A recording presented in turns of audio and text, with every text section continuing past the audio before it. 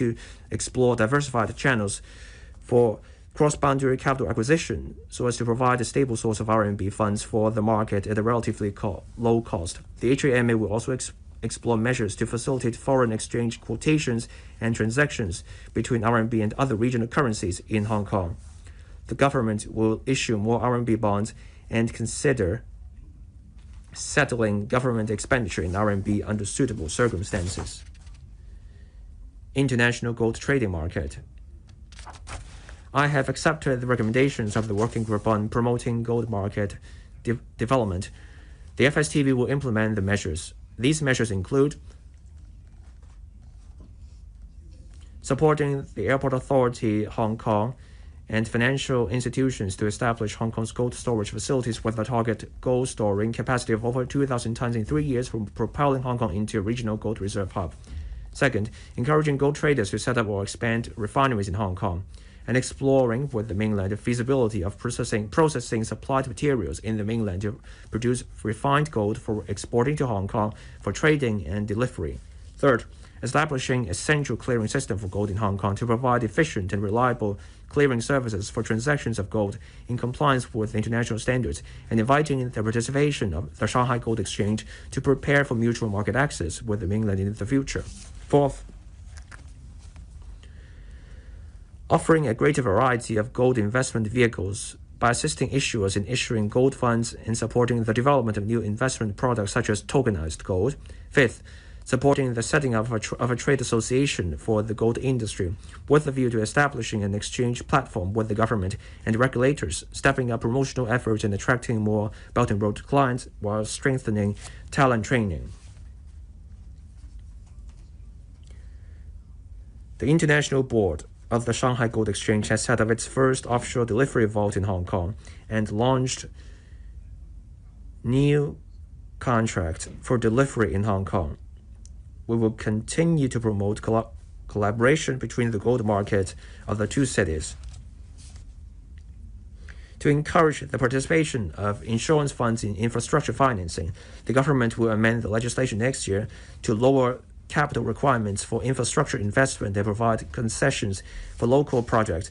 We will also promote the development of exclusive captive and reinsurance business in Hong Kong, encouraging the market to introduce more insurance products, such as those related to cross-boundary elderly care, cross-boundary driving, and low-altitude economy. In the next few years, Hong Kong is expected to become the world's largest cross-boundary wealth management center. We will further enhance the preferential tax regimes of funds, single-family offices, and carried interest to attract more funds to establish a presence in Hong Kong. The SFC will actively promote the inclusion of real estate investment trusts or REIT under mutual market access to increase the liquidity of REIT in the mainland Hong Kong. We will also facilitate the enhancement of the qualified foreign limited partnerships mechanism, in particular by collaborating with Shanghai and Shanghai to attract more foreign capital to the mainland's private capital market. The HAIC will nurture local private equity and hedge fund institutions with good potential through direct or co-investment. Currently, applicants of the new Capital Investment Entrance Scheme are required to invest at least $30 million in Hong Kong. Among such investments, the maximum amount of investment in real estate, residential and non-residential, to be counted towards the scheme is $10 million. The scheme will be enhanced, raising the maximum amount of investment to be counted from $10 million to $15 million for the purchase of non-residential properties with no transaction price threshold. As for the purchase of residential properties, the investment to be counted will continue to be capped at $10 million. But the transaction price threshold will be lowered from $50 million to $30 million. The HKMA will continue to take forward project ensemble, including encouraging commercial banks to introduce tokenized deposits and promoting live transactions of tokenized assets, such as the settlement of tokenized money market funds with tokenized deposits. It will also assist the government in regularizing the issuance of tokenized bonds and encourage banks to strengthen risk management through the supervisory sandbox. We're implementing a regime for stablecoin issuers and formulating legislative proposals regarding licensing regimes for digital asset dealing and custodian service providers. The SFC is studying the possibility of offering a wider range of digital asset products and services to professional investors with the prerequisite of sufficient investor protection in place. The SFC will also introduce automated reporting and data surveillance tools to build a line of defense against risks associated with digital assets in Hong Kong. In 2022, the HKEX launched Core Climate, an international carbon trading platform and the only voluntary carbon credit trading platform in the world offering settlement in Hong Kong dollars and RMB. In the future, we will deepen pilot collaboration with the GBA carbon market.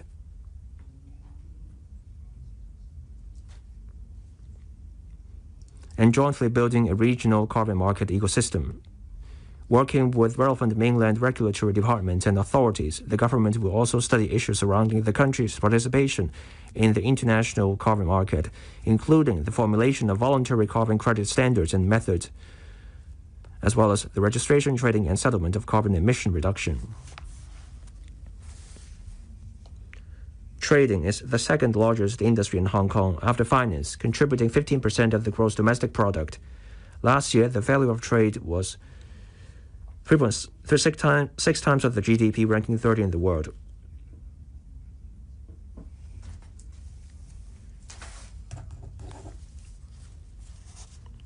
Our investment agreement negotiations with Qatar largely concluded in mid-2025. We will explore the signing of new investment agreements with Saudi Arabia, Bangladesh, Egypt, and Peru. The government will also continue to seek accession to the Regional Comprehensive Economic Partnership to expand our economic and trade network.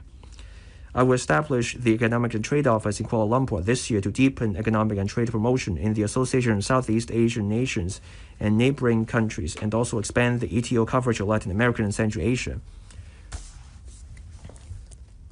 The government will promote the digitalization of trade to lower costs and improve efficiency. The measures are as follows. The HKMA will develop a roadmap for Project Cargo X by the end of the year.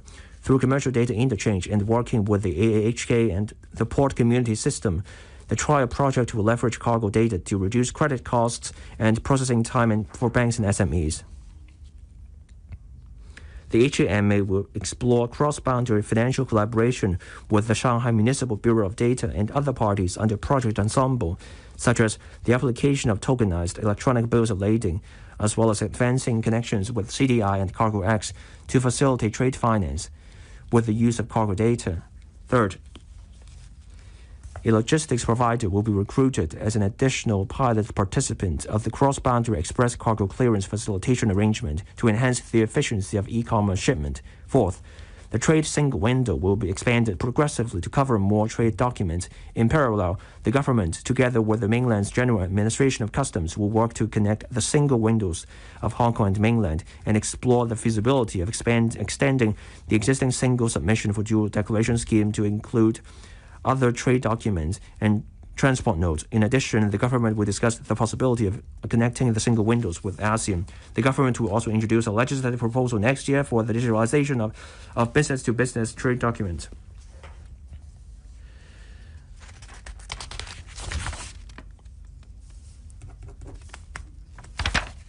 We will continue to follow the directions set out last year to foster the development of a commodity trading ecosystem in Hong Kong. The measures are as follows.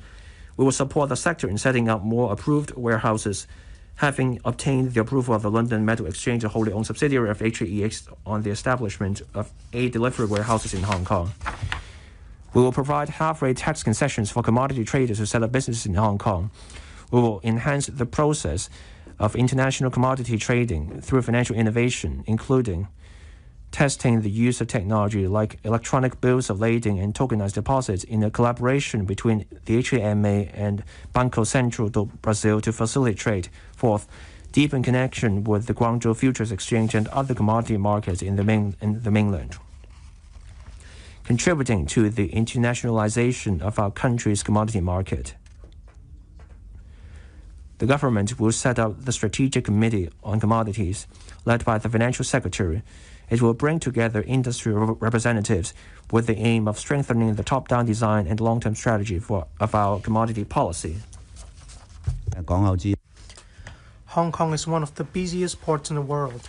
Being a leading catch-up port renowned for its fast customs clearance and high efficiency, underpinned by a maritime service ecosystem with more than 1,200 companies, Hong Kong is ranked fourth among the world's international shipping centers.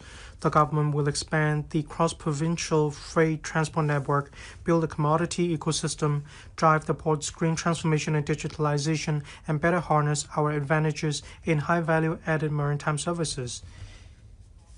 We are actively extending Hong Kong's cargo sources, promoting intermodal cargo transport from the mainland's inland provinces and cities to international markets through Hong Kong via rail, sea, land, and river.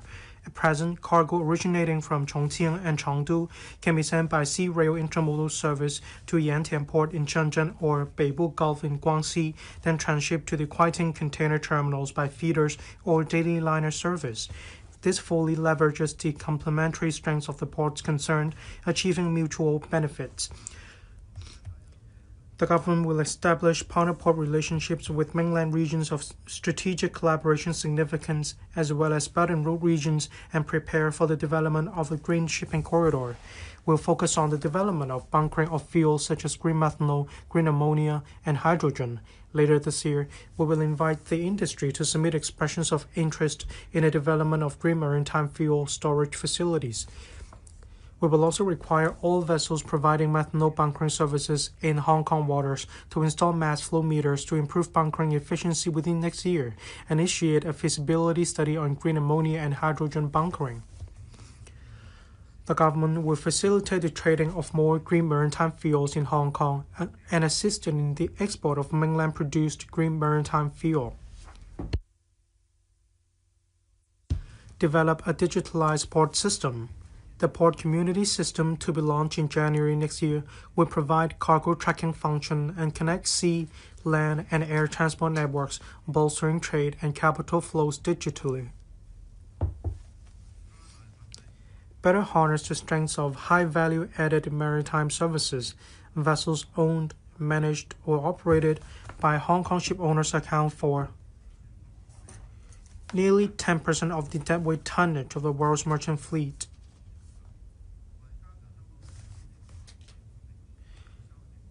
To strengthen the Hong Kong's leading position in high-value added maritime services, the government will amend the Merchant Shipping Registration Ordinance next year to render the registration processes more flexible and digitalized. We will also step up promotion of tax concessions and enhance the marine insurance business. The government and the Insurance Authority (IA) are engaging the industry in establishing a dedicated marine risk pool to enhance Hong Kong's underwriting capacity for both local and mainland markets. The Hong Kong Maritime and Port Development Board, set up in July this year, assists the government in formulating more outgoing and comprehensive overseas and mainland promotional strategies, as well as policies for the overall development of the maritime industry with key areas identified for research. To consolidate Hong Kong's position as an international logistics hub, we will release the findings of the planning study on the development of modern logistics clusters in Hung Shui Kiu Hachun NDA this year. We will invite expressions of interest from the industry next year and draw up tender conditions.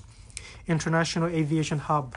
Connecting with more than 200 destinations worldwide, Hong Kong saw an increase of over 60% in the number of passenger and cargo flights over the past 2 years.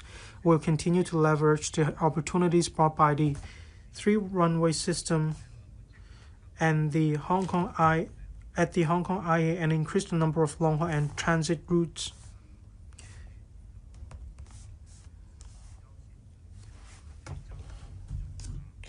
We will also encourage local and non-local airlines to operate more flights and work to forge more new air services agreements and expand traffic rights with South America, Central Asia, Africa, and the Middle East as our priority target regions. Starting in October, we will expand exemptions from the air passenger departure tax to include passengers traveling to Hong Kong for transit by sea or land. The AHK will also expand the city terminal network in the mainland and improve land transport connections under Fly via Zhuhai, Hong Kong, extending the service to more mainland cities. The construction of Asia World Expo Phase 2 has started and it's expected to complete soon. The AAHK will invite expressions of interest in the development of a yacht bay and its ancillary facilities early next year. The facilities will be completed in phases starting in 2028. The AAHK is also working on the creation of an ecosystem for the arts industry, the opening of a jet fresh market for fresh gourmet products, and more. The Hong Kong IA has been ranked the world's busiest cargo airport for the 14th time since 2010. The AAHK will continue to leverage the advantages of the three-runway system to increase cargo throughput. In parallel, it is moving ahead with the construction of a logistics park in Dongguan to boost the use of Hong Kong air cargo services for transporting goods to and from the mainland. Hong Kong maintains a robust legal system highly aligned with international standards and is also the only place in the world implementing a bilingual common law system in both Chinese and English. We step up the promotion of legal services in Hong Kong and deepen our mediation culture, reinforcing our positions as an international legal hub and the capital of mediation. The International Organization for Mediation, that is IOMED, fulfills the mission of using mediation as one of the peaceful means to maintain international peace and security as stipulated in the Charter of the United Nations. Headquartered in Hong Kong, it reflects the importance that the central government attaches to Hong Kong and the confidence of the global community in city's development. It will also strengthen Hong Kong's positioning as a center for international legal and dispute resolution services. The government fully supports the work of the IOMED and will organize international conferences, professional training, internships, and other programs to help Hong Kong young people and legal professionals work with the IOMED, nurturing more international mediation professionals for Hong Kong. The DOJ will construct the Hong Kong International Legal Service building adjacent to the IOMED headquarters. The building will house facilities such as the headquarters of the Hong Kong International Legal Talents Training Academy, as well as international legal and dispute resolution services institutions. The Deputy Secretary for Justice is tasked to promote Hong Kong's legal services and will work with other professional service sectors, such as accounting and finance, to support mainland enterprises wishing to expand overseas. We will continue to take forward the pilot scheme on sports dispute resolution and the pilot scheme on community mediation. It will also strengthen the accreditation and disciplinary systems for the mediation profession and step up promotion of Hong Kong's arbitration services while studying the need to amend the arbitration ordinance. Promote the integrated development of education, technology, and talents. The integrated development of education, technology, and talents is a foundational and strategic pillar for progress in a new era. It enables Hong Kong to build rich talent resources, knowledge reserve, and capacities for scientific and technological innovation, thereby enhancing our competitiveness. We will accelerate construction of the Northern Metropolis University Town, promote the study in Hong Kong brand, develop universities of applied sciences, and propel our city towards becoming an international hub for post-secondary education and high-caliber talents. We're committed to enhancing the quality of education in Hong Kong. And at present, we're providing 15,000 quotas for local undergraduate students. We will not reduce this quota in order to ensure the present situation remains unchanged.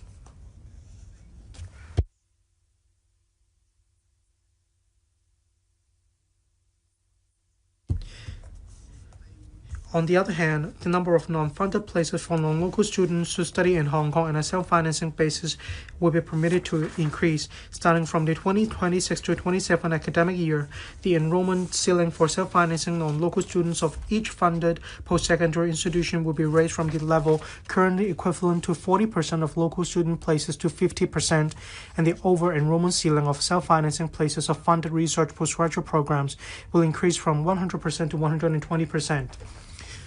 The government launched the Hostels and City scheme in July to facilitate the market in converting existing commercial buildings, including hotels, into student hostels by obviating the need for rezoning and allowing excessive plot ratio be retained. Effective today, apart from cases involving the conversion of commercial buildings, cases involving redevelopment of original commercial buildings into new student hostels can also enjoy the facilitation measures under the scheme, including retaining excessive plot ratio. The government will also earmark new sites zoned as commercial or otherwise this year for building new hostels and we will also invite the market to submit expressions of interest. The Education Bureau will establish the task force on study in Hong Kong, bringing together the University Grants Committee (UGC), the RTIB, the Hong Kong Talent Engage post-secondary institutions, ETOs, the mainland offices, and so on, to step up the promotion of higher education in Hong Kong. Relevant measures include 1. Rolling out the Hong Kong Your World-Class Campus large-scale publicity campaign to promote Hong Kong's quality resources in areas such as academic studies, scientific research, and international cooperation. 2. Providing funding support of $40 million by the UGC for the 8 funded universities to enhance publicity as well as teacher and student recruitment overseas and in the mainland. The EDB will also take the lead in encouraging post-secondary institutions to organize more summer study tours to attract non-local senior secondary school students. 3. Encouraging post-secondary institutions to roll out more high-value added study tour in Hong Kong activities to promote the study tour in Hong Kong brand. Advance the development of UAS. The government has granted the UAS designation to 2 universities, putting into practice the principle that every trade has its masters. We will encourage UAS to deepen collaboration with leading enterprises in the mainland and overseas, fostering industry education collaboration and joint operation.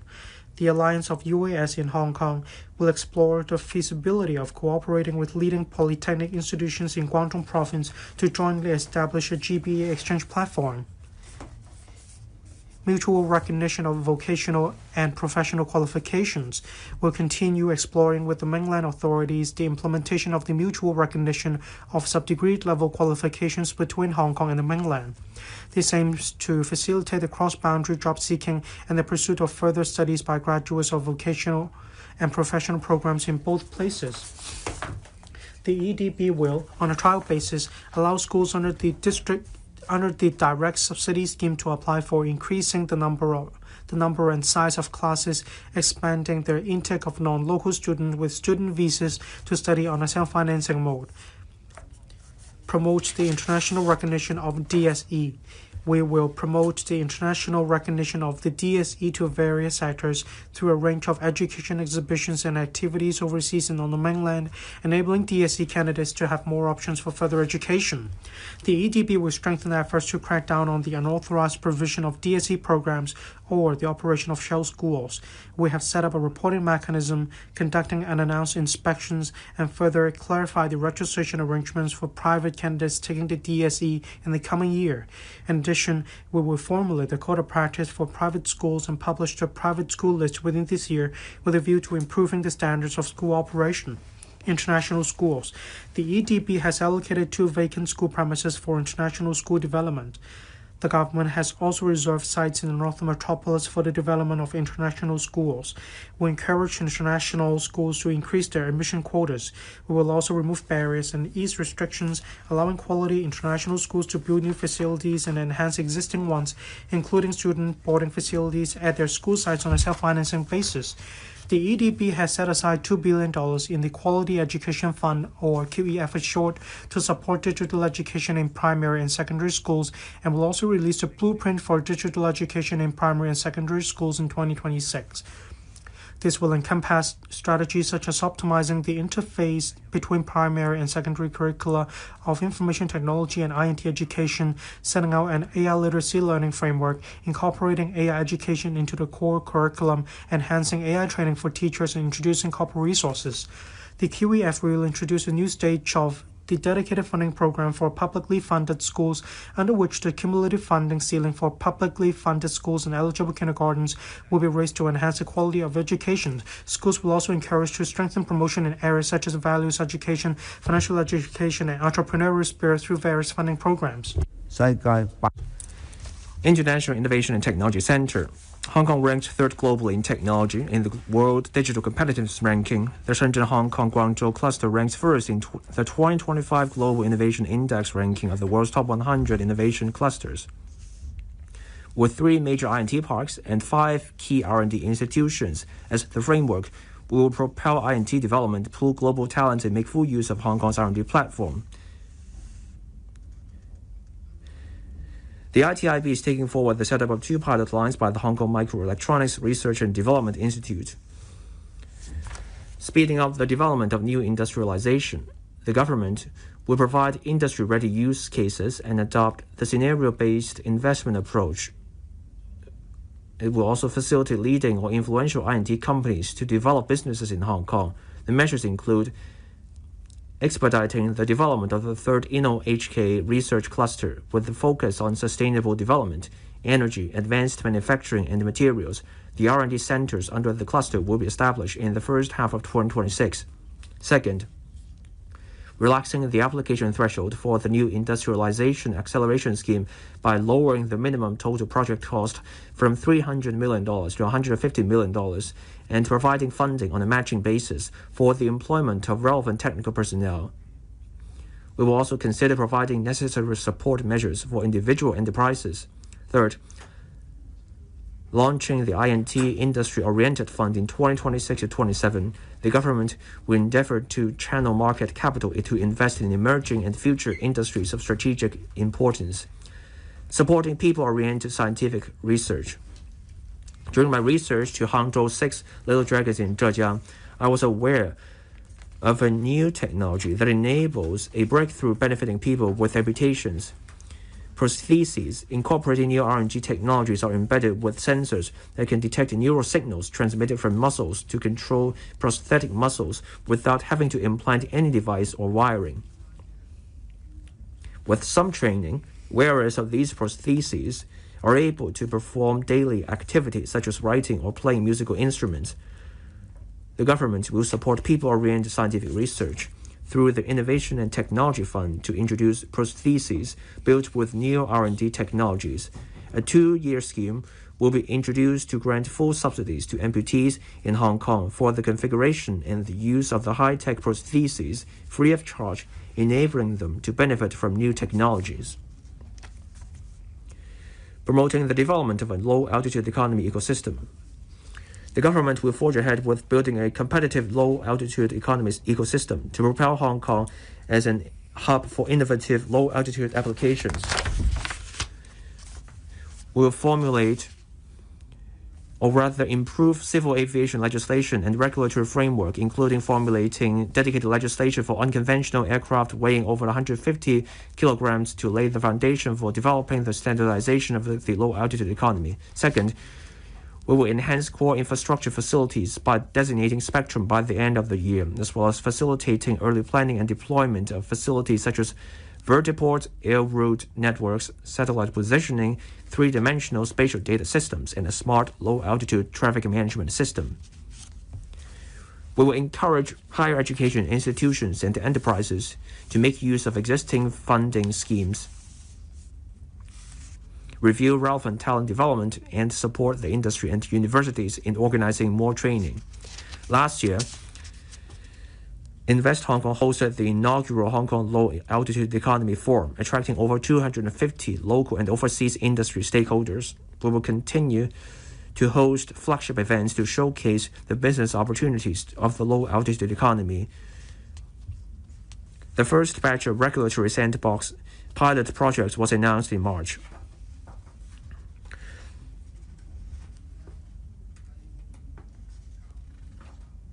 The more mature applications will be regularized, and we will roll out the advanced low-altitude economy regulatory sandbox X Extra. Pilot projects will cover application scenarios that are technically more complex, such as cross-boundary routes and passenger-carrying low-altitude aircraft.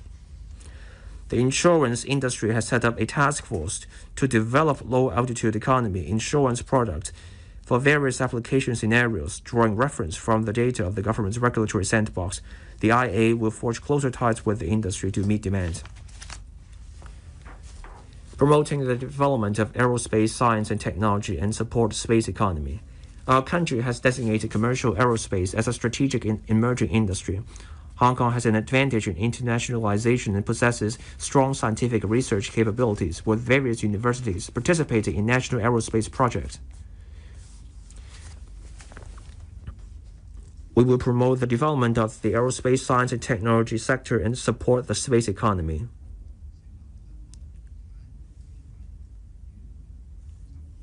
The government has set up the Hong Kong Space Robotics and Energy Center under the InnoHK Research Cluster to support our country's Chang'e 8 mission. The Innovation and Technology Support Program Special Call on Aerospace Technology has allocated over $100 million to support 6 university R&D projects. In parallel, the Commercial and Economic Development Bureau is exploring how to streamline the vetting of license applications for low Earth orbit satellites and will promote 6G application. The HAIC will also pursue investment in areas related to commercial aerospace and the space economy. Regional Intellectual Property Trading Center, promoting intellectual property trading. Hong Kong ranks 6th globally on the criterion for intellectual property rights, an improvement of 6 places since the current term government took place. We will push forward measures in IP financing, valuation and protection, and strengthen external promotion to boost IP trading. Bolstering intellectual property financing, the CADB and the Intellectual Property Department will collaborate with the HAMA to launch an IP financing sandbox to assist pilot sectors, particularly the technology sector, in leveraging IPs for financing with the support of the banking, insurance, valuation, legal, and other professionals. Patent valuation services and subsidies. Upon the official operation of the Hong Kong Technology and Innovation Support Center by the end of this year, the government will support the center in providing local small and medium I&T enterprises with patent evaluation based on national standards and launching a 2-year pilot program to subsidize patent valuation as a reference or credit reference financing. Protecting intellectual property rights. Following the completion of the public consultation on enhancement of the copyright ordinance regarding the protection for AI technology development in September last year, the government will formulate a code of practice in respect of relevant legal principles and prepare a legislative proposal. We are also reviewing the local registered designs regime for consultation by the end of the year. The government and the HKTDC will promote IP financing in the Business of IP Asia Forum 2025.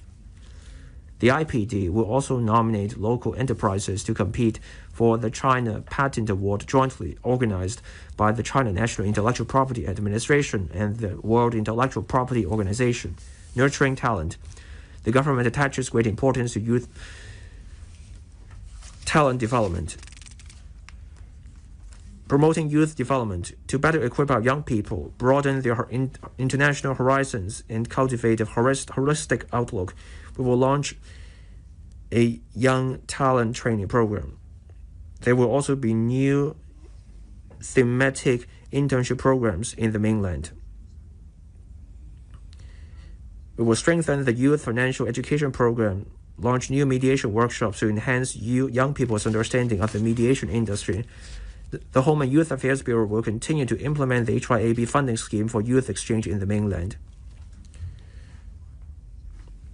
In addition, the 8 youth uniformed groups of the security bureaus, disciplined and auxiliary services departments will also proactively organize international and mainland exchange activities.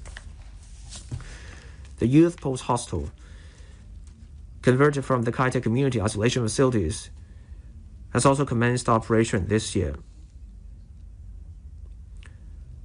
This project provides affordable accommodation for young people from the mainland and overseas. The facility also plans to organize 100 youth activities of different types, encompassing culture, arts, sports, and other elements in its 5-year operation period, promoting exchanges between young visitors and Hong Kong youth.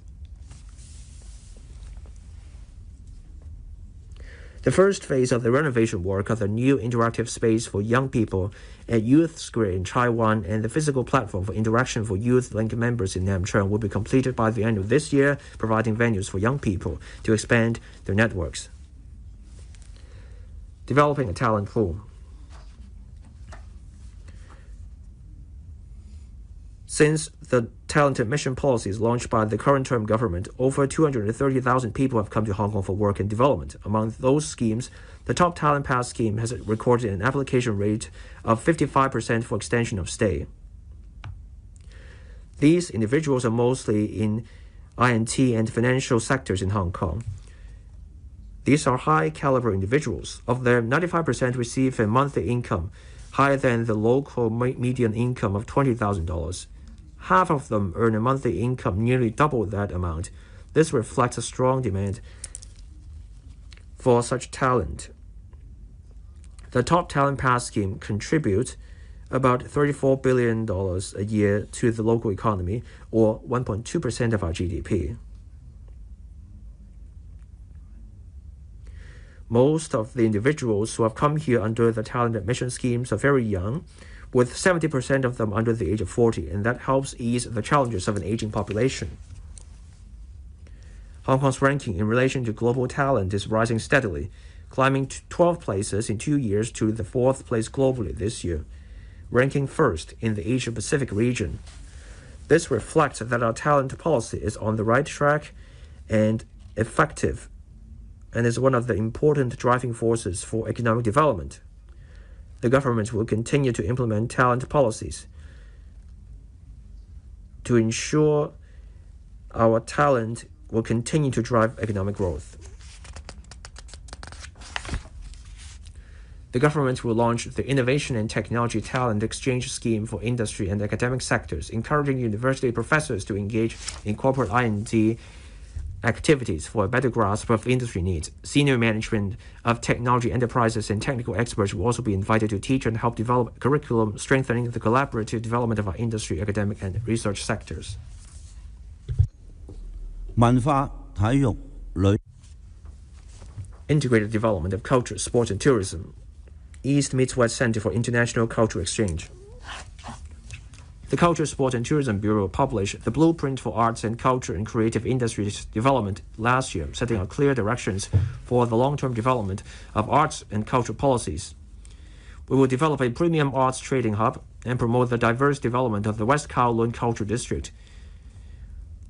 We will also refocus the performance venues, develop flagship arts and culture projects, and intensify promotion of intangible cultural heritage, and introduce commercial elements to enrich LCSD facilities and events.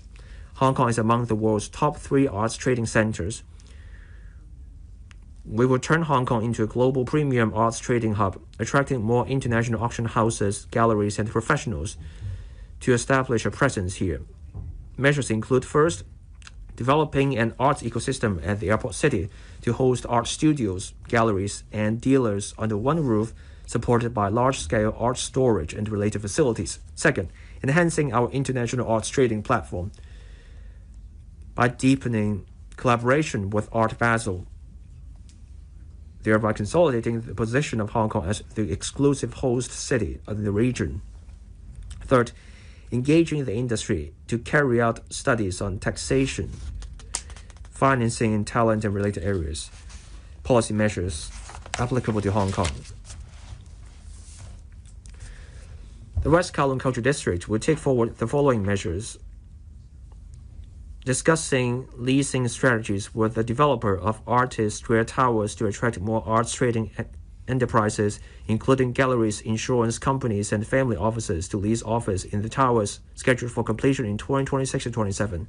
Second, establishing an international collaboration network for arts conservation and providing professional training and internship opportunities.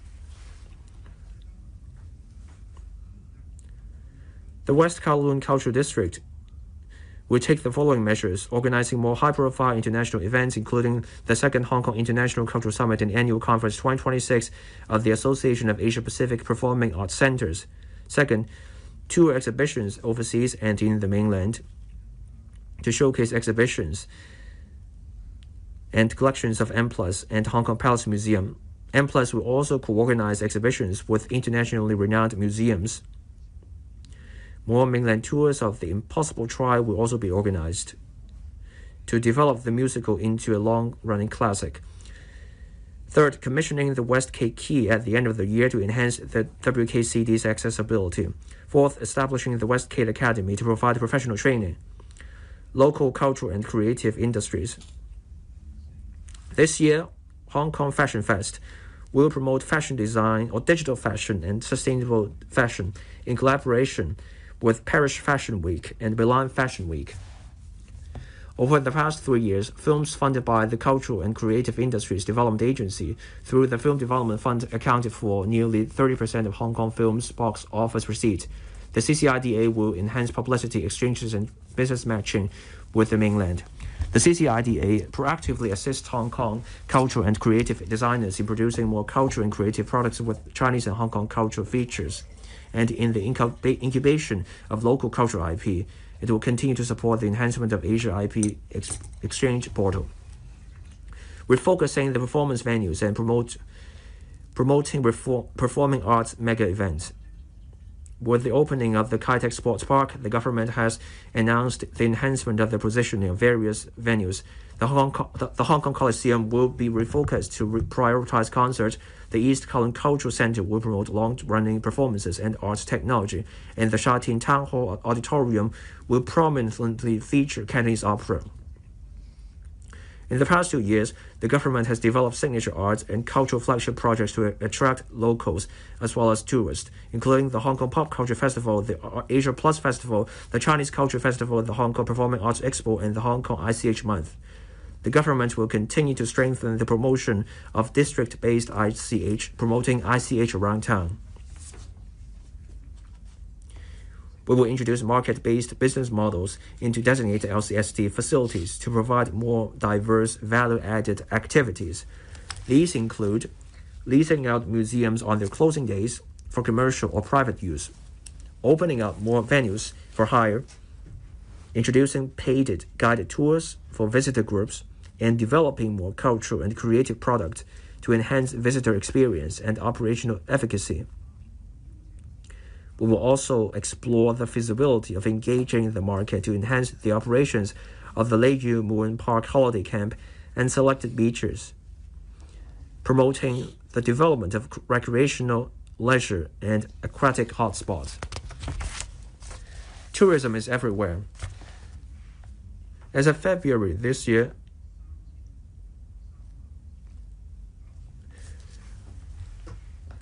the overall visitor arrivals reached 3.2 million, a significant increase of 12% over the same period last year. Developing the yacht economy. With 1,180 kilometers of shoreline and 263 islands, Hong Kong is well positioned to become a yacht club in Asia. We will enhance amenities for the yacht industry and promote prime yacht tourism. First, we will provide approximately 600 additional yacht berths at the ex-Lama Quarry, the Aberdeen Typhoon Shelter expansion, and the Hong Ham Station waterfront project. Second, we will promote the development of the yacht bay at the airport city, providing more than 500 extra berths, including berths that can accommodate super yacht over 80 meters in length. Third, we will relax the requirements for visiting yacht and develop a dynamic yacht monitoring system, allowing visiting yachts to anchor at government-designated waters and navigate in a safe and orderly manner, without having to reserve berths at privately operated yacht clubs or piers. Fourth, we will enhance the electronic business system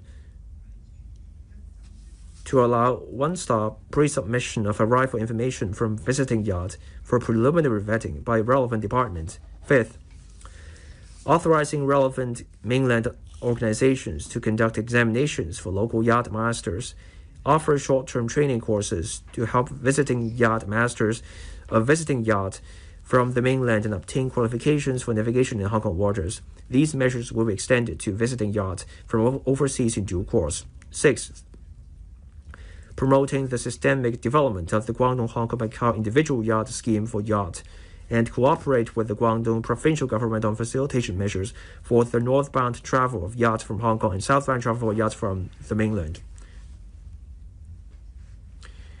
We will attract visitors to extend their stay and revisit again by interweaving an array of cultural festivals, tourism projects, and mega events, promoting the development of mega events plus tourism.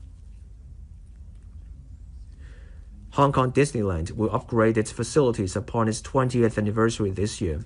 The government will also contribute to lead Ocean Park's collaboration with the Hong Kong Tourism Board in rolling out more themed events and products to sustain the craze for giant pandas, With next year being the year of the horse, the HKJC will organize celebrations and performances under the theme of horse to promote horse racing tourism.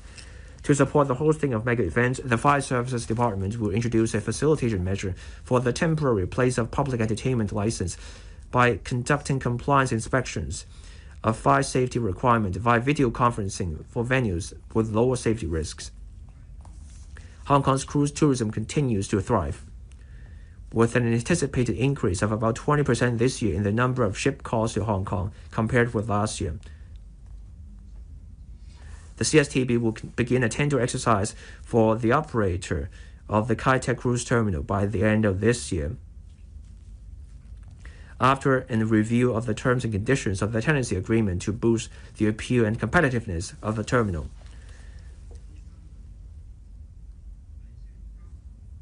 The government will launch the Four Peaks Tourism Project proposed by the Working Group on developing tourist hotspots and improve facilities in country parks. In addition, it will construct new facilities, including a treetop adventure, an open museum of historical relics, and novel campsites.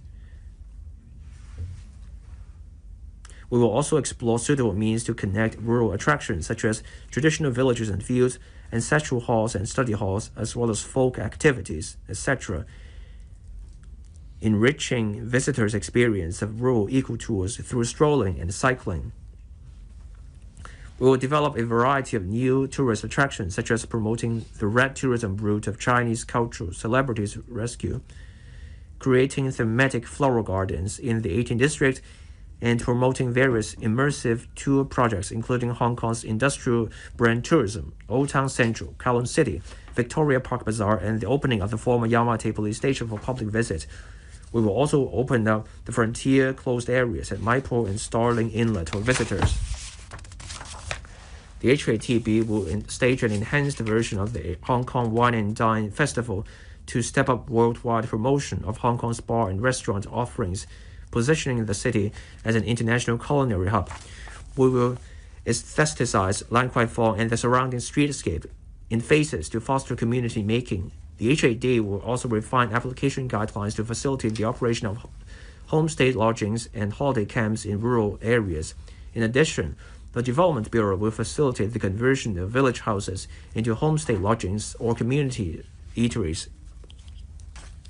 We will offer tailor-made luxury tours for high-spending visitors and work with the industry to offer sophisticated itinerary planning, concierge services, and premium experience.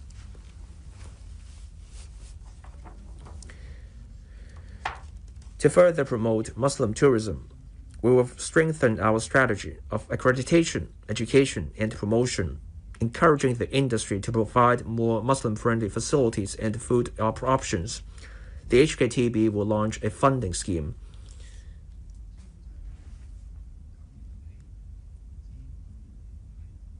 beginning this year through the end of next year by providing a half-rate certification fee subsidy capped at $5,000 for restaurants that have acquired halal certification.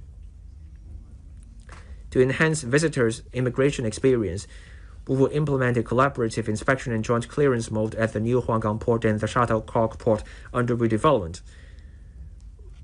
Relax the eligibility criteria for frequent visitors wishing to use the e-channel service, and establish Hong Kong's first contactless clearance pilot checkpoint at the Hong Kong-Zhuhai-Macau Bridge Hong Kong Port, which enables immigration clearance via facial recognition technology. We will implement a new Outstanding Service Award scheme covering various tourism service industries to commend merchants and industry practitioners for their outstanding products and services and promote their hospitable culture through mass media. 體育發展 Sports development.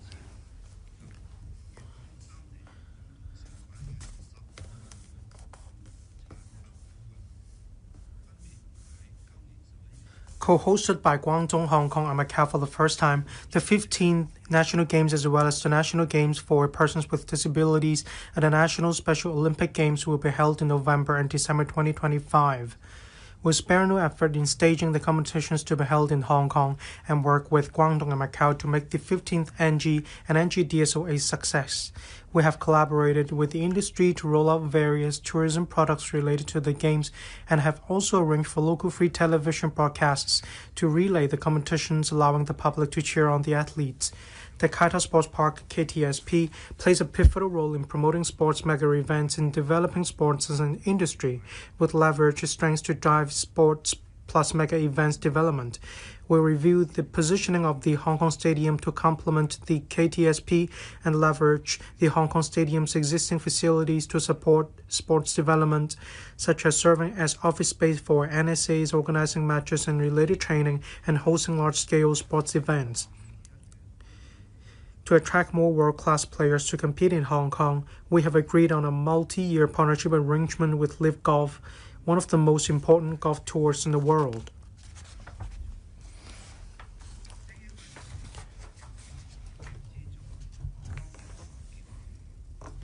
The review of the provision of direct financial support for elite athletes has been recently completed. The government will continue to provide financial support for athletes so that they can concentrate on their training within a more financially stable context. Training efficacy will also be enhanced by capitalizing on the R&D outcomes of sports medicine. The Sports Federation and Olympic Committee of Hong Kong, China, will prioritize collaboration with NSAs that have relatively established governance frameworks, expedite the implementation of the Code of Governance, and establish a governance paradigm. The government will strive to support Asian or international sports associations to establish presence in Hong Kong through NSAs, while encouraging NSAs to participate in the work of these associations to strengthen the city's international voice and influence.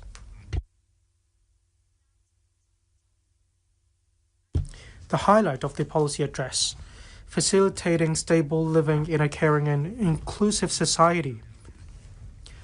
Improving people's livelihood is my key policy priority. Since taking office, the current term government has been striving to build a vibrant economy and promote development. These efforts aim to enhance our economy's long-term competitiveness, generate strong growth momentum, and lay a solid foundation for improving the well-being of our people, ultimately increasing their sense of happiness and well-being. This chapter on livelihood is the longest in this policy address, covering 9 areas that are closely linked to the everyday lives of Hong Kong residents. 1. Increasing housing supply and enriching the housing ladder. Safeguarding the basic housing needs of people of Hong Kong is a top priority of our governance.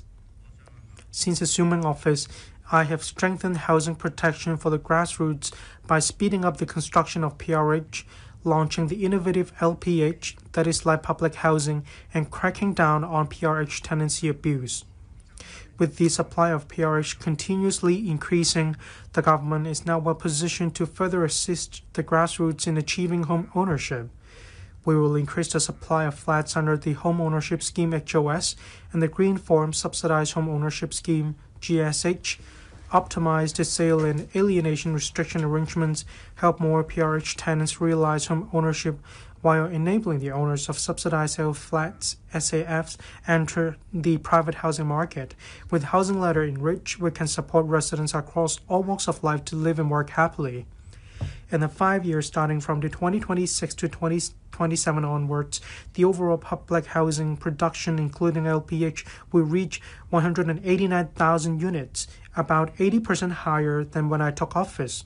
3 years ago, PRH applicants had to wait for 6.1 years on average before they were offered PRH. With our efforts over the past 3 years or so, the composite waiting time for subsidized rental housing has been shortened by a whole year to 5.1 years. We are moving closer to the target of reducing it to 4.5 years in 2026 to 2027. Subdivided, they can improve their living conditions, and they can also save about $36,000 or $50,000 in rent on average per year. 3 years ago, I announced the launch of 30,000 LPH units. About 10,000 of them will be completed for intake by the end of this year. The remaining 20,000 units will be completed in the coming year and a half.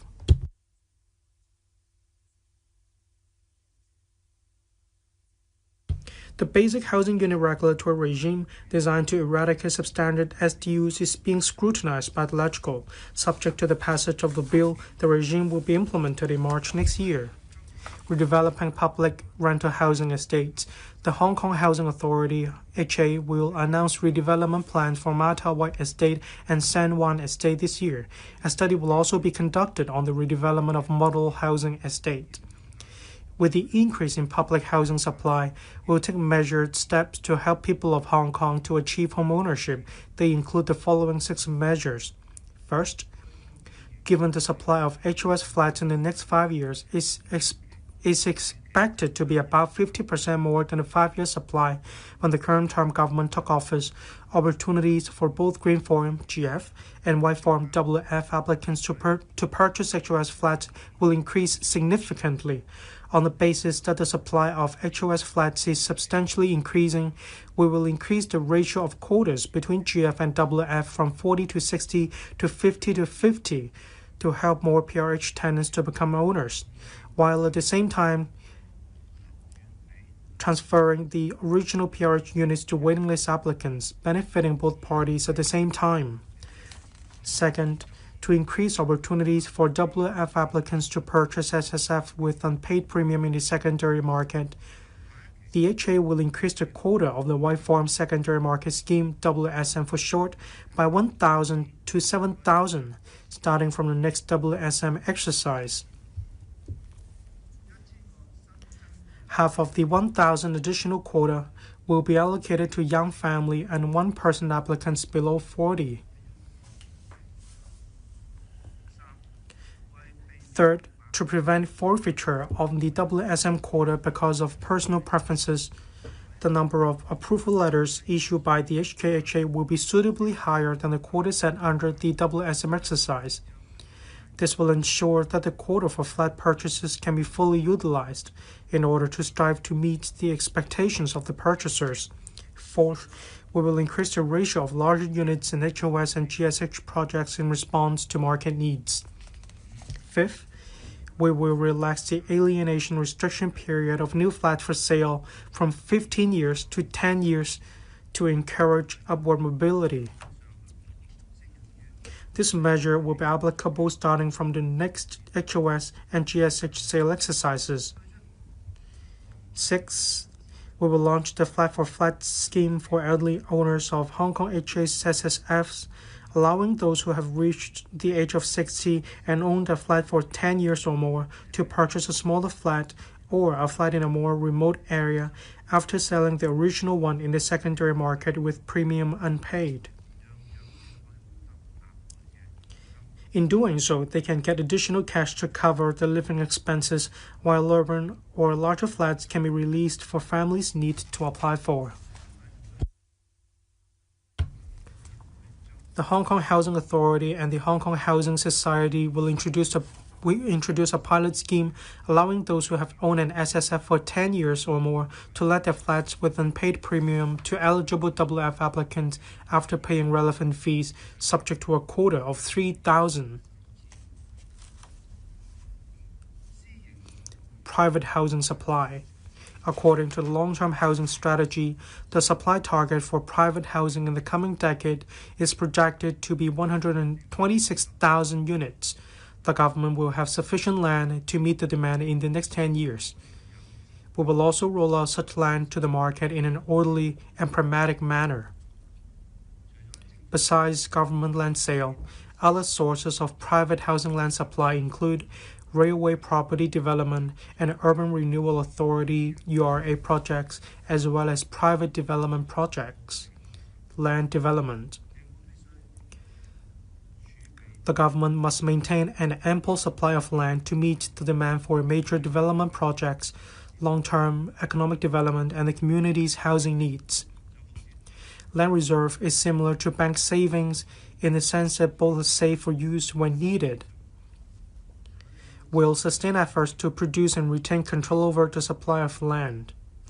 In parallel, we will improve the efficiency of land production and lower construction costs by streamlining approval processes, optimizing administrative procedures, strengthening internal collaboration, applying technology, reviewing relevant standards, and more so as to safeguard public interests and meet development needs. Building land reserve.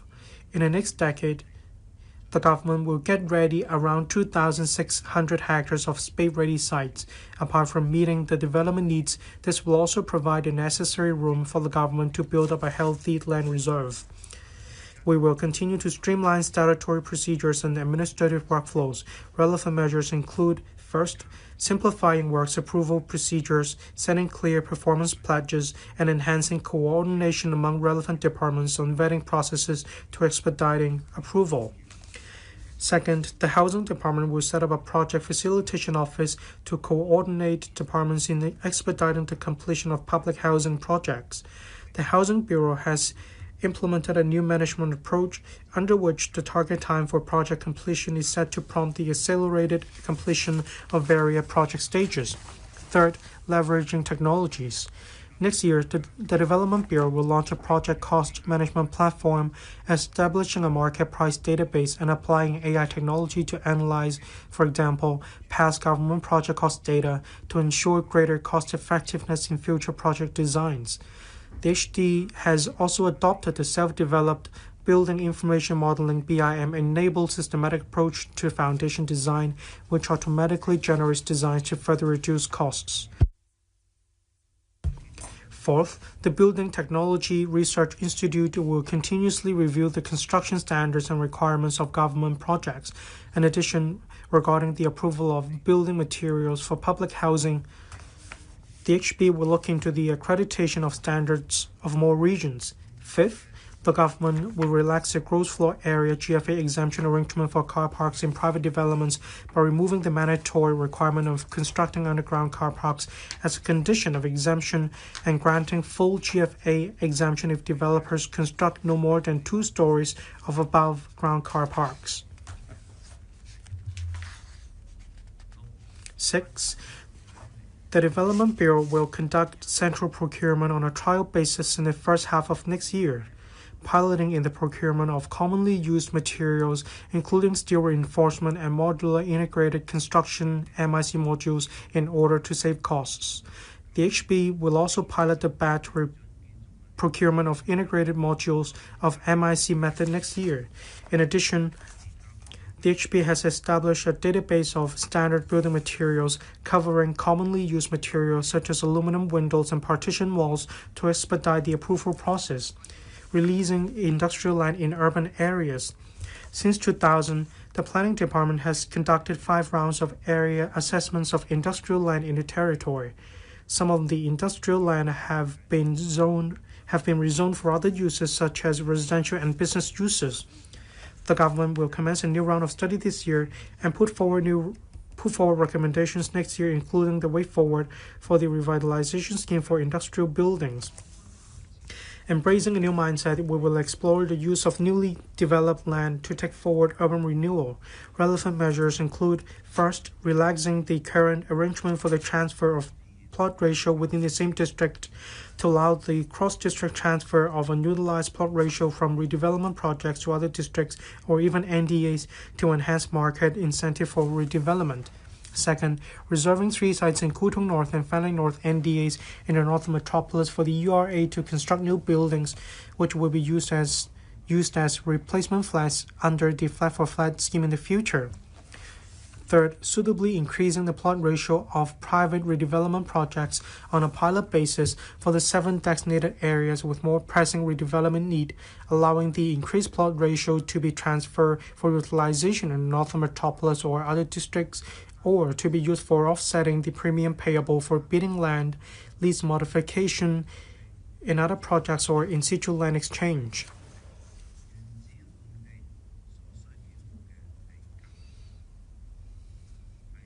Enhancing construction safety. The government will amend the Buildings Ordinance next year to enhance the deterrent effect against non-compliance with statutory notices or orders and serious unauthorized building works, and strengthen regulation of contractors. The Transport and Logistics Bureau will publish the Transport Strategy Blueprint by the end of this year to outline directions and specific measures for transport development. We will soon invite tenders for the Smart and Green Mass Transit System project in Kai Tak, and will invite tenders for the projects in East Kowloon and the Hongshui Hachin ND next year. To speed up the introduction of new mass transit systems from around the world, the government will devise a regulatory framework applicable to different system technologies and operators. We will introduce a bill next year. Autonomous vehicles. The government established a regulatory framework for autonomous vehicles AV last year. 3 years it will be approved this year for AV trials, aiming at AV cross-district travel and connections to other modes of transport to accelerate the large-scale development of driverless autonomous driving in Hong Kong, expediting its transition to commercial operations and facilitating the industry's expansion to overseas, in particular right-hand drive markets, using Hong Kong as a platform. Ride-hailing services. The issue of regulating ride-hailing services in Hong Kong has persisted for over 11 years. The current term government is determined to resolve this issue, striving to pass the legislation on regulating the services before the prorogation of the current term legislature in order to safeguard the public's traffic safety. Healthcare. To address the challenges brought by an aging society in Hong Kong, increasing prevalence of chronic diseases and pressure on healthcare resources, the government will deepen healthcare system reforms, enhancing its sustainability, strengthening primary healthcare, and increasing healthcare manpower, while promoting health and medical innovation and encouraging collaboration within the GBA. The HA will enhance its safety, quality, and efficiency of public healthcare services, uphold its safety-first principle in delivering services, and advance the reform of governance and accountability.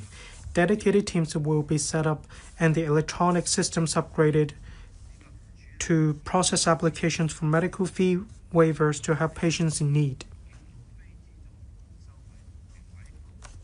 The charges and positioning of non-subsidized services will be reviewed to offer more service options to members of the public who can afford more.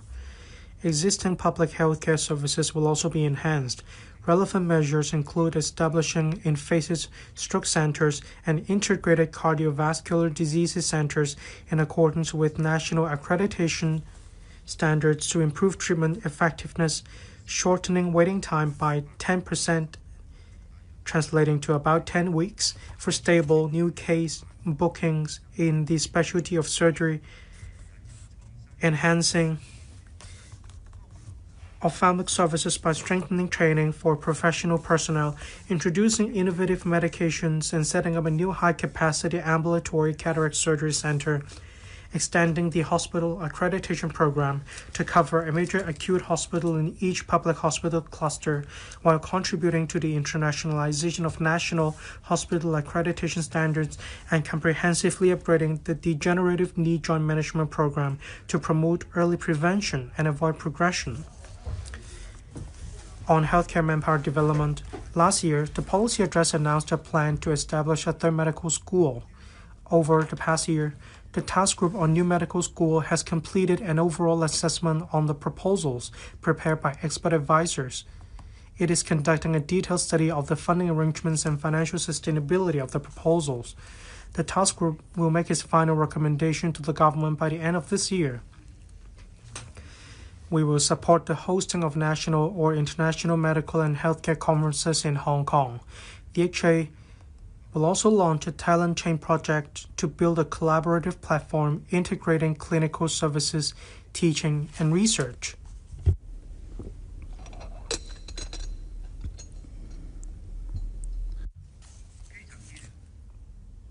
Primary health care.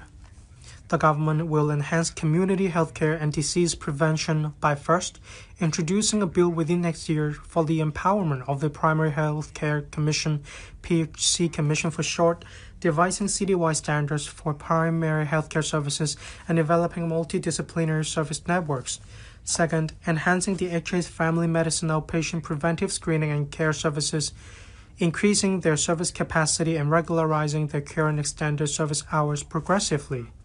Third, launching the chronic disease co-care platform on a pilot basis to conduct hepatitis B screening and promote the community drug formulary and community pharmacy program in order to enhance the management of chronic diseases. Fourth, preparing to integrate the services of elderly health centers into the district health network in phases and expanding the services of 3 district healthcare expresses to expedite the establishment of district health centers DHC across all 18 districts in Hong Kong.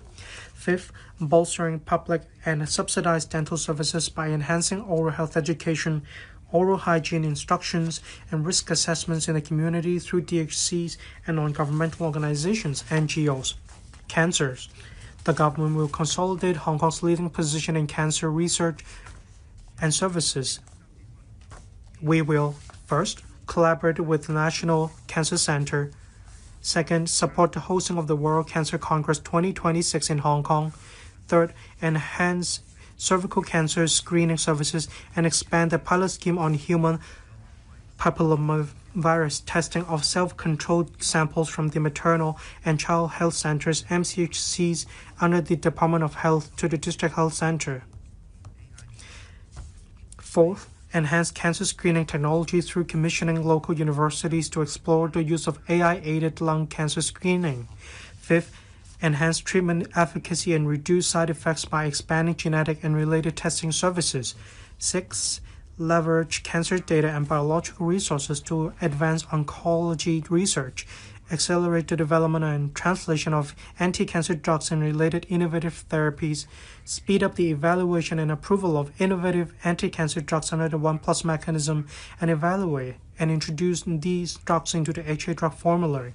Seventh, increase the HA's capacity of services and acquire additional medical equipment.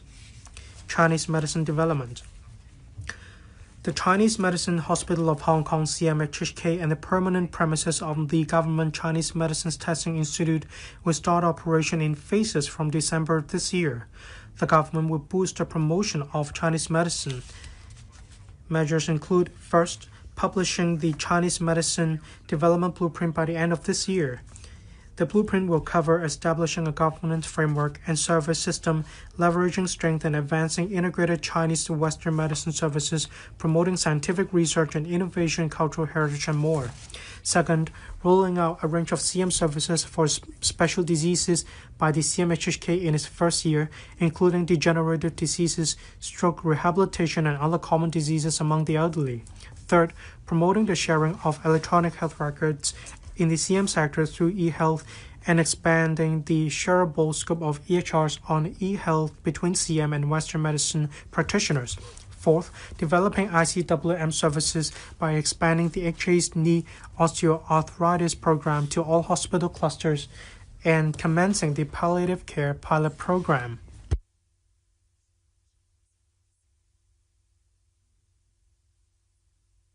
Professional regulation of healthcare services. The government will strengthen the functions of the DH in regulating healthcare facilities and healthcare professionals. It will consult the legislature in the first half of next year on the implementation of the Private Healthcare Facilities Ordinance to prohibit unauthorized premises from using certain titles or descriptions. It will also step up law enforcement against unlicensed persons. Mental health. Through a strategy of identification, intervention, and treatment, the government places great importance on the public's mental health and has introduced a 3-tier school-based emergency mechanism. We also place equal emphasis on prevention, which involves building families, friendships, and interpersonal networks, focusing on the development of interests and personality and creating supportive environments in schools and workplaces. All these initiatives require joint efforts, bringing together the government, the community, and families, as well as professional support and treatment when needed. The government will enhance 9 measures in the following aspects. First, regularizing the 3-tier emergency mechanism in secondary schools and extending it on a trial basis to primary 4 to 6 students to strengthen support for those in need. Second, utilizing the dedicated fund for subvented welfare service organizations, providing training for enhancing school social workers' capabilities in handling students' mental health issues.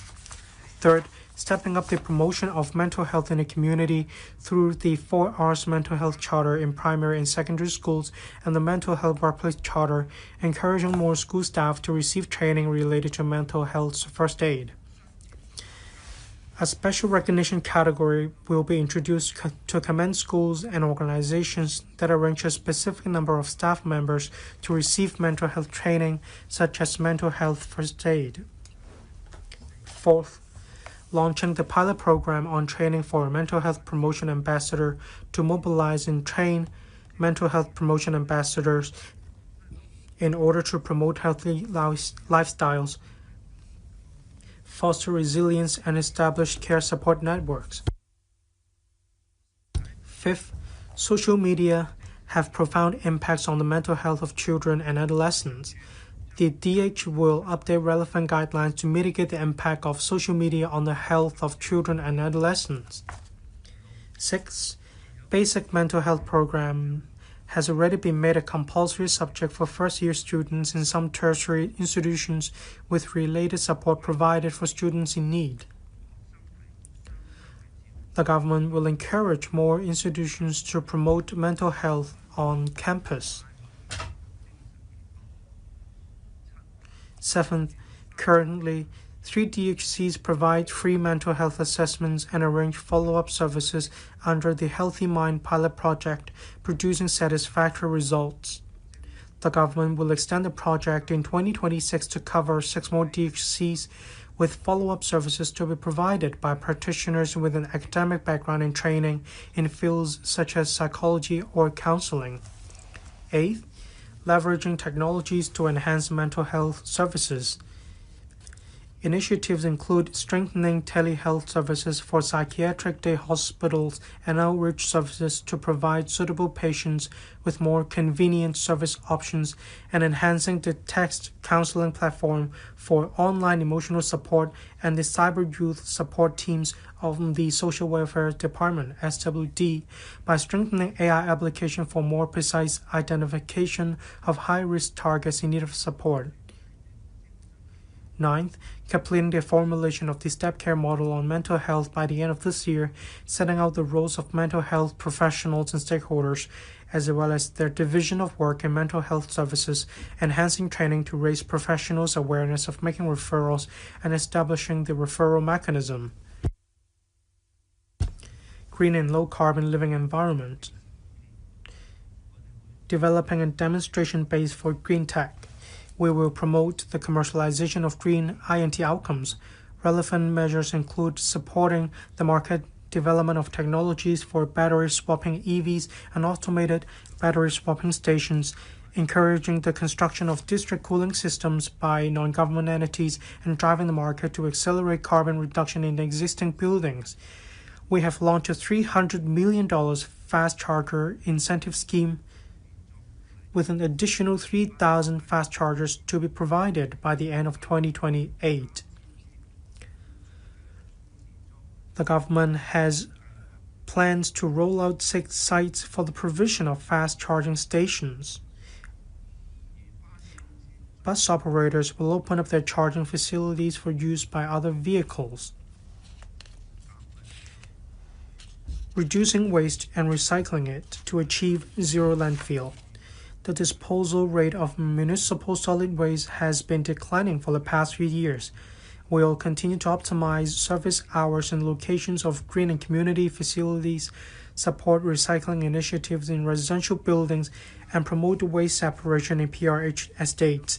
The government continues to increase the number of food waste smart recycling bins and collection facilities in residential areas this year, working towards a goal of 1 bin per block in PRH estates.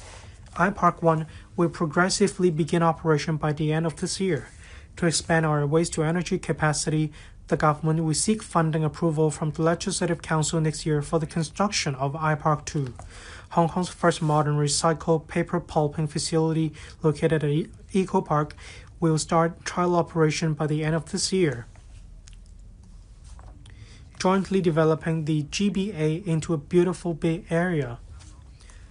Hong Kong will take part in developing the GBA into an international, first-class, beautiful Bay Area, with Victoria Harbour as a core for development together with the Mears Bay and Port Shelter. Will take forward measures on the prevention and control of nearshore pollution, coordinated protection of ecosystems and shoreline remediation to support the initiative of developing beautiful bays advocated in our country's 14th five-year plan. 支援中小企 Supporting the local economy and supporting small and medium enterprises. Hong Kong is home to some 360,000 SMEs. They are the pillars of our economic development. To better cope with the city's economic restructuring, the government will launch 11 measures to enhance support for SMEs. First, enhancing the application period for the 80% guarantee product under the SME financing guarantee scheme for 2 years, and further extending the principal moratorium arrangement for another year. The government will encourage banks to continue to adopt an accommodating and more flexible approach when processing loans by enterprises with sound repayment ability. Second, fees and charges concessions. This is to ease the pressure on business operations. The government will reduce water and sewer charges for non-domestic accounts by 50%, subject to a monthly ceiling of $10,000 and $5,000 respectively per account. About 260,000 non-domestic accounts are expected to benefit from the measure. We will also reduce the trade affluent surcharge by 50%. This is expected to benefit about 35,000 businesses, mainly in the catering industry. In addition, fees for the first issue or renewal of licenses and permits, including those for hawkers, food businesses, agriculture and fisheries industries, and liquor licenses, will be waived. This is expected to benefit over 60,000 licensees. The above measures will be implemented for a year. Considering that the original estimate for the government's average annual capital works expenditure in the coming 5 years was about $120 billion, we will earmark an additional $30 billion in the next 2 to 3 years to increase expenditure on works projects, driving sustained economic development. Fourth, streamlining the restaurant licensing regime. In this regard, new operators with provisional licenses are currently allowed to begin business while seeking to complete their formal license application. This arrangement of license first, inspection later has further expedited approval procedures, whereas simplified administrative procedures have enabled new operators of restaurants that have changed hands to start business even sooner. To further expedite the approval process of applications for outside seating accommodation or OSA of restaurants, the Food and Environmental Hygiene Department will adopt a new way by proactively coordinating various relevant departments to undergo joint vetting to resolve the matter together and, when necessary, escalate the process regarding complicated applications to the relevant permanent secretary or even the deputy chief secretary for administration for steel. At the same time, the procedures will be streamlined, including adopting standardized government rent for OSA and allowing some applications to proceed without the requirement for increasing kitchen area and bathroom facilities. As for applications involving walkways with the remaining width of 3 meters or more after the provision of OSA, they will generally be considered as meeting the basic traffic requirements and do not have to be reviewed case by case. Fifth, injecting $1.43 billion into the Bud Fund and expanding its geographical scope to cover 8 more economies, including Belt and Road countries. We will also enhance promotion and facilitate the participation of companies in exhibitions and export marketing activities through EasyBud. Sixth, increasing financing support for local e-commerce businesses and expanding the coverage of free buyer credit checks through the Hong Kong Export Credit Insurance Corporation.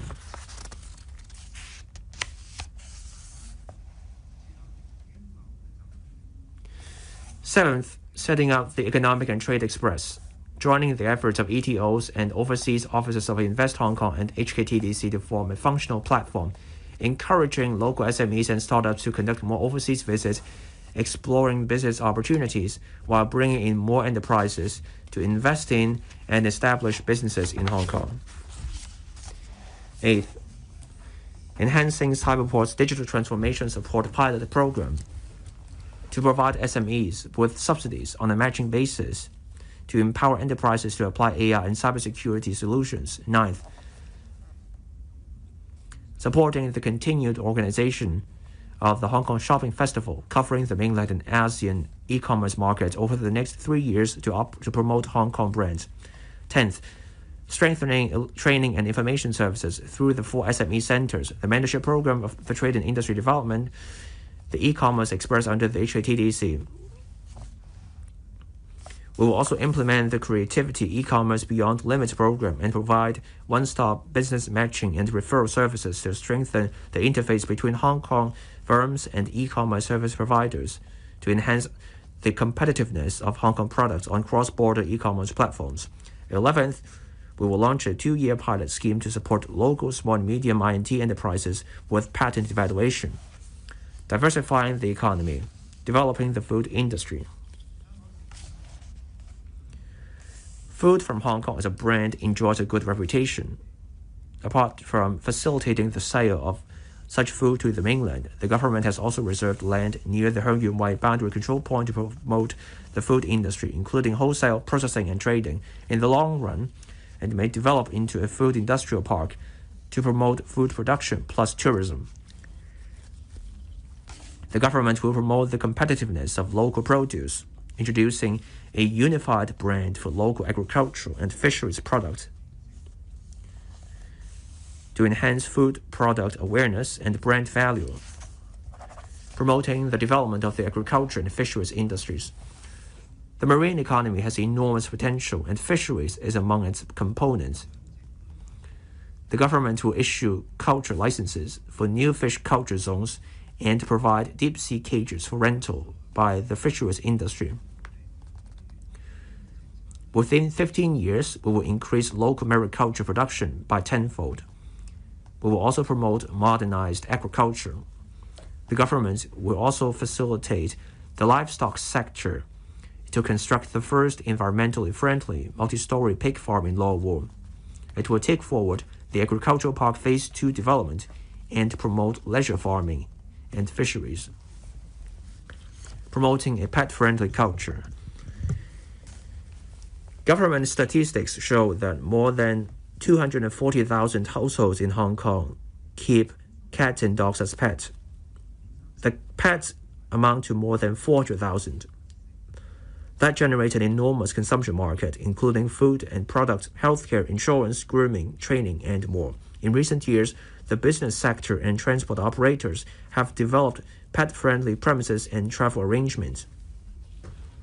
The government supports the business sector in offering pet-friendly spaces to create new opportunities for consumption. The government will introduce a licensing arrangement allowing operators to let dogs enter their food premises. Clear signage will be put up by permitted restaurants so that customers know dogs are allowed.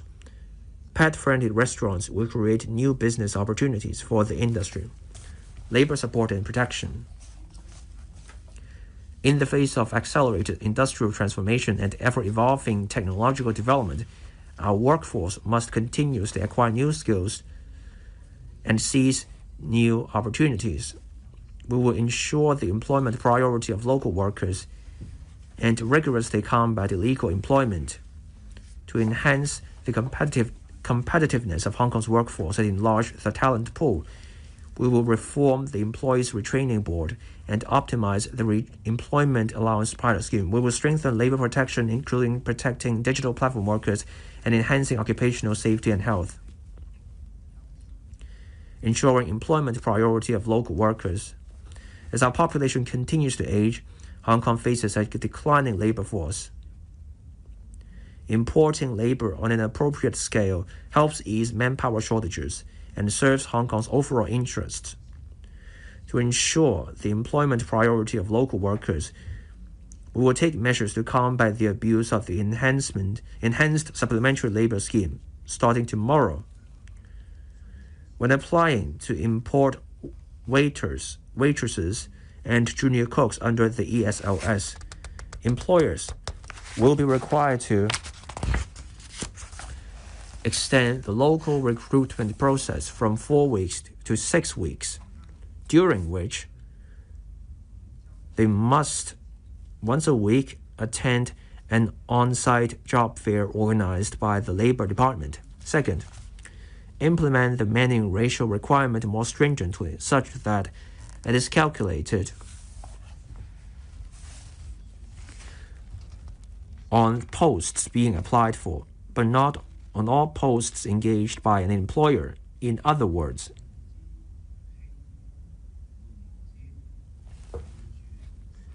an employer applying to import a waiter or waitress and a junior cook must have already employed 2 local full-time waiters or waitresses and 2 local full-time junior cooks.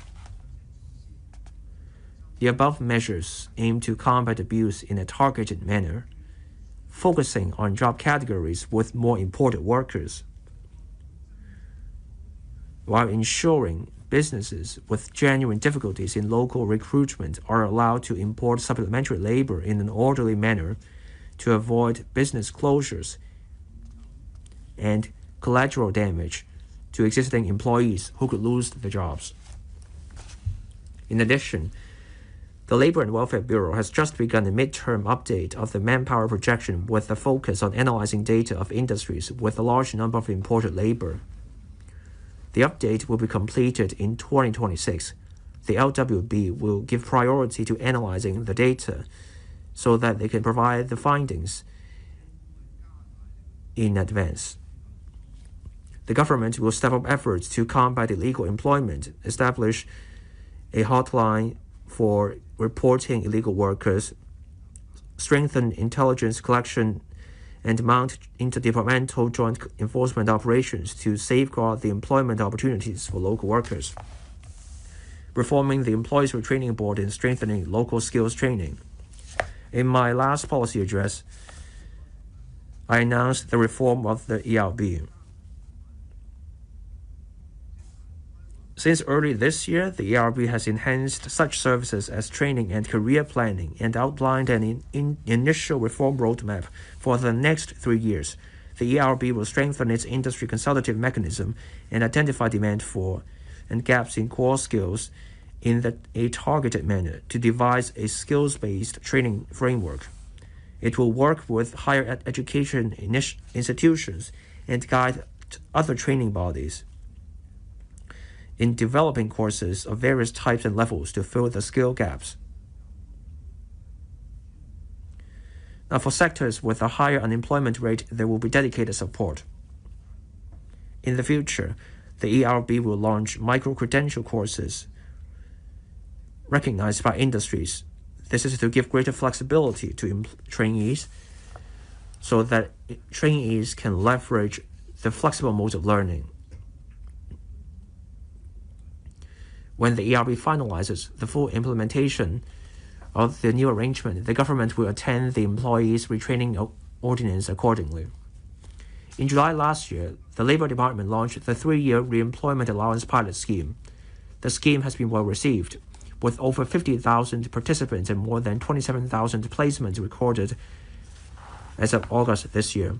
The LD will continue to collect and collate information and data on the participants and placement of the scheme, conducting a midterm review in the first quarter of next year, along with the employment program for the elderly and middle-aged, to explore measures promoting silver employment.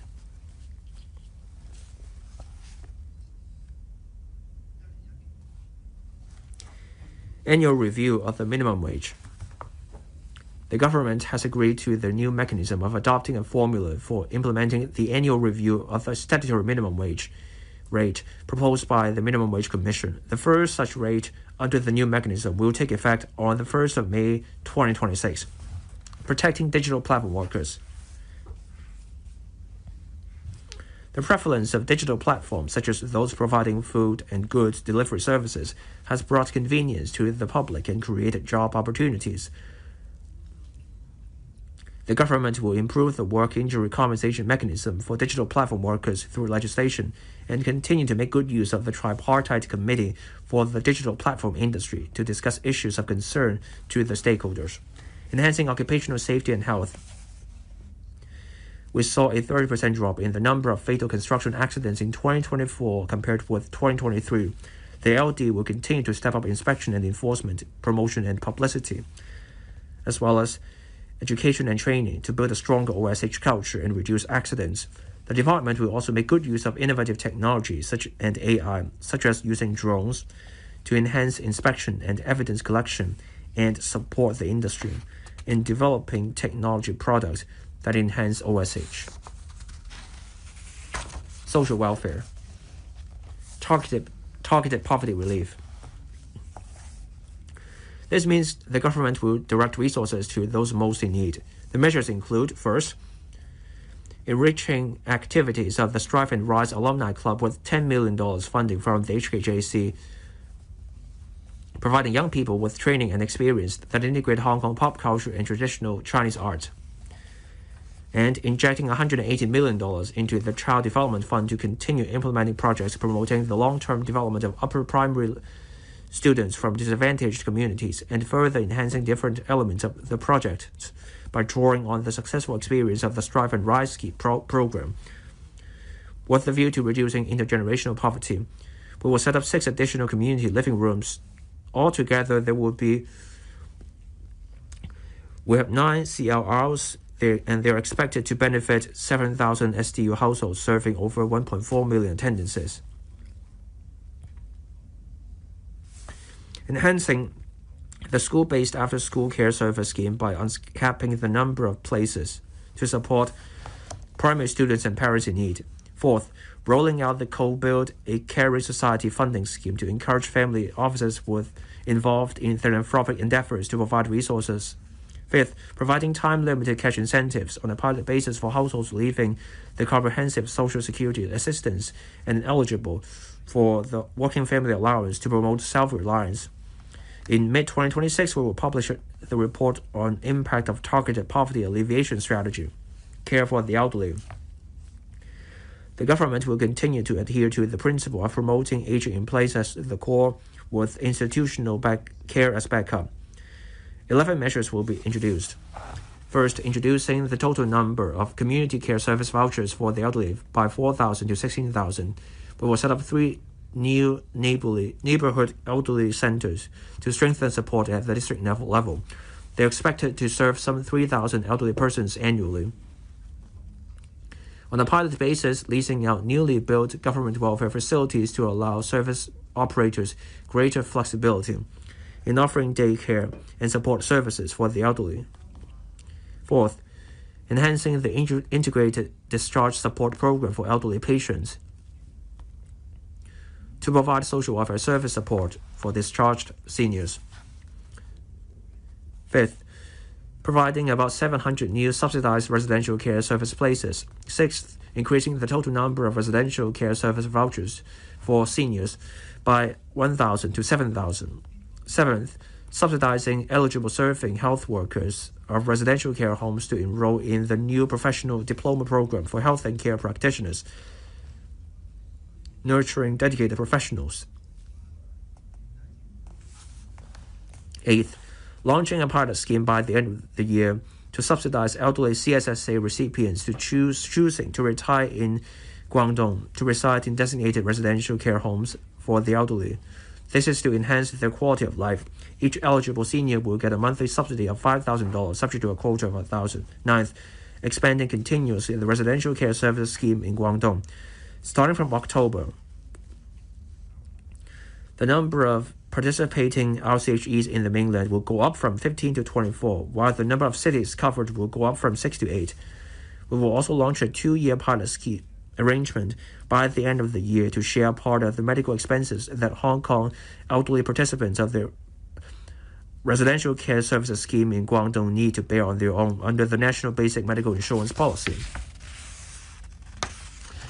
Finally, helping Hong Kong elderly recipients retiring in Guangdong and Fujian provinces by providing an option to receive government assistance directly through their bank accounts with designated mainland account. Carers play an important role in supporting elderly persons and persons with disabilities.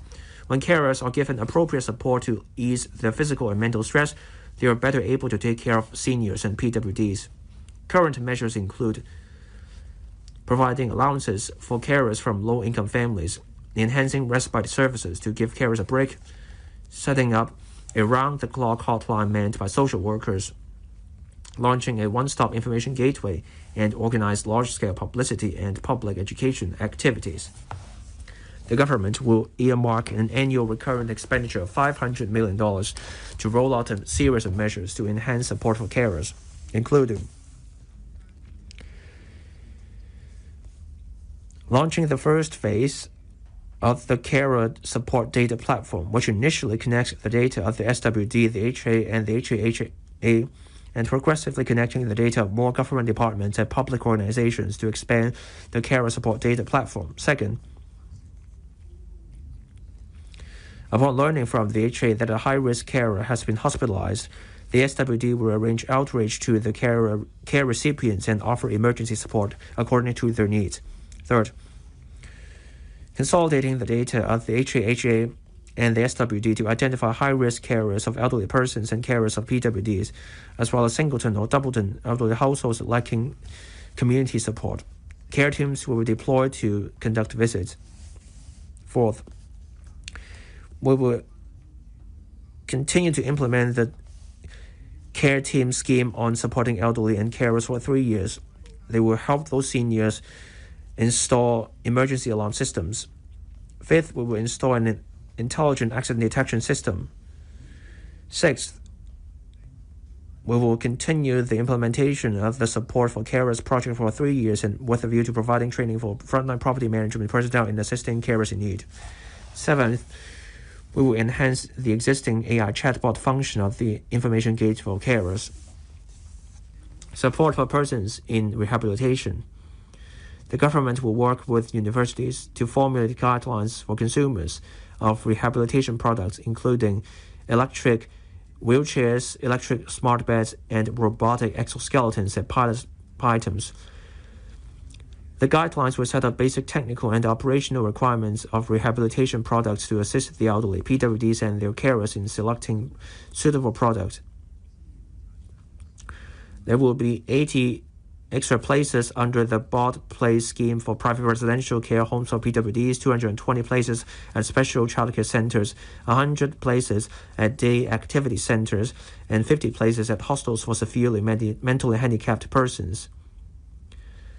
Support for aging persons with disabilities. In 2026, the government will progressively introduce one-stop support and care services at hostels for severely and moderately mentally handicapped persons,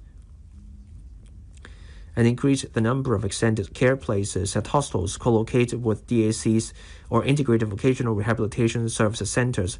These measures will free up about 700 day rehabilitation training places, providing day training for PWDs living in the community and easing the pressure on carers. Social development. Establishing a working group on aging society strategies. Aging is a global issue. By 2046, people aged 65 and above will make up 36% of our total population.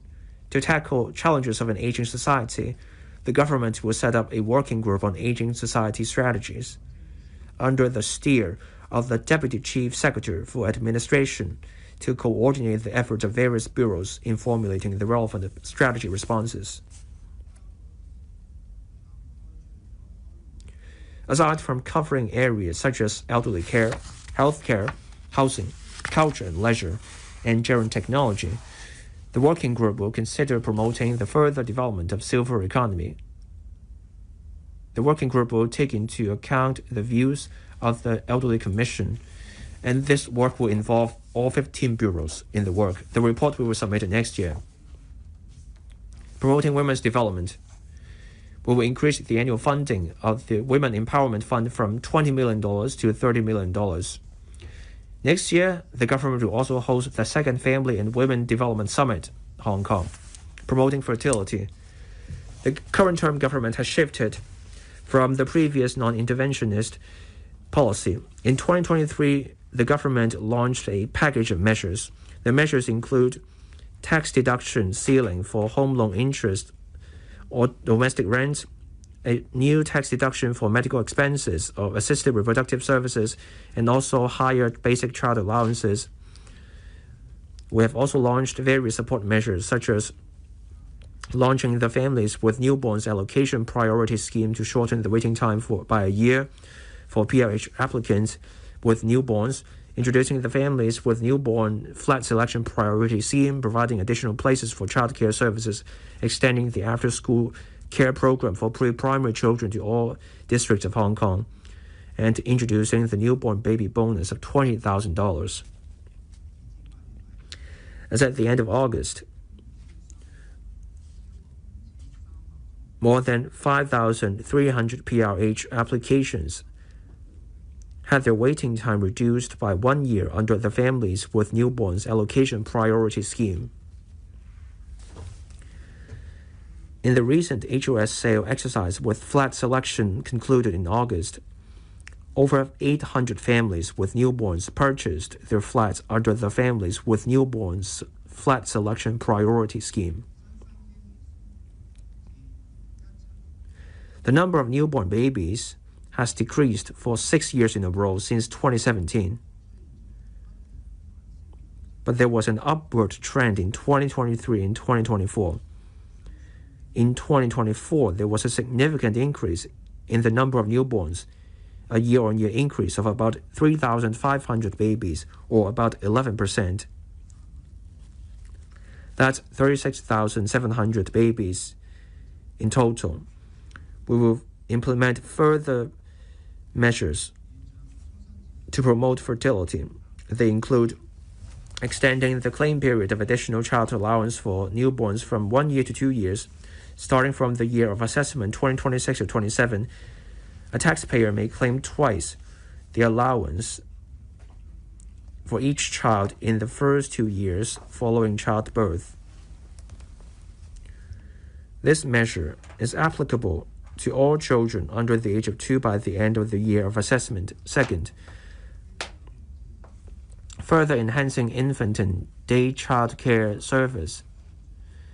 15 new 8 child care centers will be set up over the next 3 years to provide about 1,500 day care service places for children, almost doubling the existing supply. The SWD will also allocate more care service places for infants and toddlers from birth to 2 years old as appropriate. Third, enhancing the school-based after-school care service scheme within this school year. By removing the cap on the number of places to make it easier for parents to take up jobs. Fourth,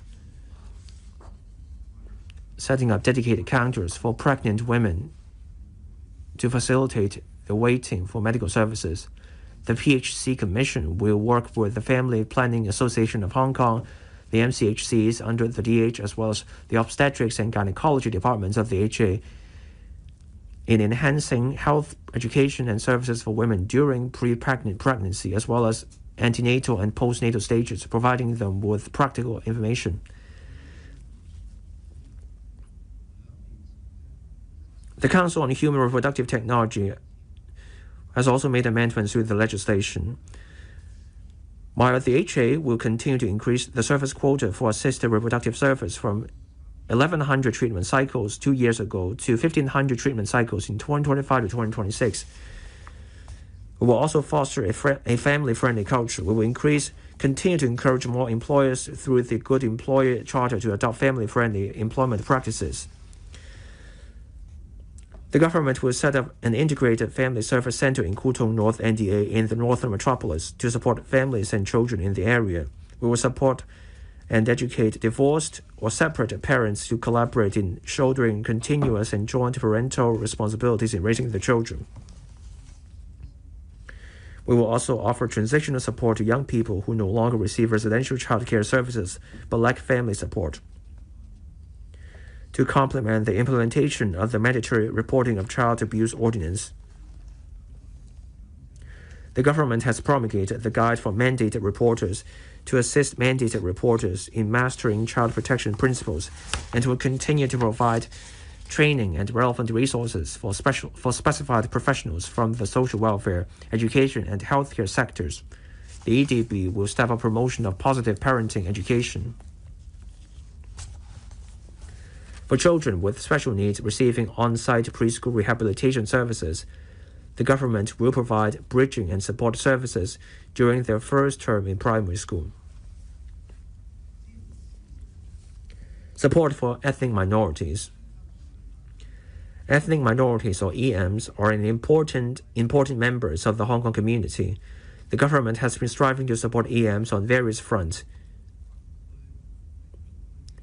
The HAD will set up one additional EM care center or EM care team under the support service centers serving the Northern Islands districts respectively. The department will also establish a youth network and a women's network at the 10 support service centers for EMs to organize activities specifically for EM youth and women. This year, the government will also set up an additional interpretation and translation service center for EMs. We will strengthen the promotion of messages and radio programs related to racial integration. The Health Bureau will also run a pilot project of providing emotional support and counseling services for EMs through a service center. We will continue the government department internship program for EM post-secondary students and provide basic workplace Chinese training. Government departments may design their own job-oriented language tests to provide an additional channel for applicants to meet language proficiency appointments. We will also continue to disseminate government recruitment information to EMs to attract talent from different backgrounds to join the civil service. In the 2026-27 school year, the Hanyu 水平考试 Chinese proficiency test learning materials tailored for non-Chinese speaking students will be extended from the upper primary level to the junior secondary level. We will also continue to provide after-school Chinese language courses and organize cross-school teacher learning care teams. These care teams will begin their second term of service.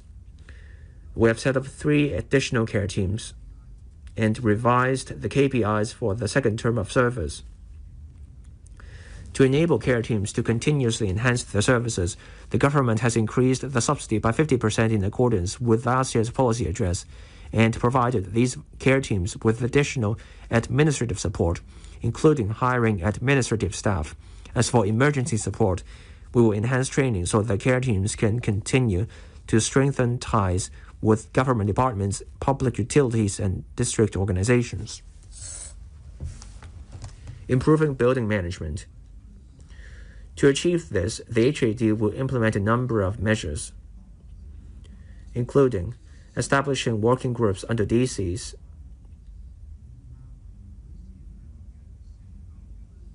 to share experience, expanding the pilot scheme on joint property management to other districts based on its effectiveness, and reviewing the building management ordinance. We will enhance the inspection and testing procedures for handling water seepage problems by using technology to expedite the responsibility, requiring owners to inspect and rectify within a specified time. Otherwise, the government will take further action and recover costs from owners. This will prompt owners to fulfill their obligations in properly maintaining their properties. For old buildings, we will also introduce an Internet of Things fire detection system to replace traditional fire service installations and equipment. Closing remarks. Today, Hong Kong is at the critical juncture of advancing from stability to prosperity. We are moving through an economic transition. This is an irreversible process. This is an essential process for a stronger and more robust economy in the future. Over the decades, Hong Kong has undergone multiple economic transitions. Once, the bustling Sheung Wan night market sold paraffin lamps that were big business until modern malls made them unnecessary. Bustling factories that once competed for female labor have since relocated their production lines to the mainland, opening new horizons for the manufacturers. Pagers, once a common sight in every hand, have been replaced by smartphones, leaving behind empty pager shops as relics of a past era. Each change brought a stronger economy and higher income for the people. These transformations were possible because generations of Hong Kong people have worked hard, stayed flexible, and never given up. That grit is part of our DNA.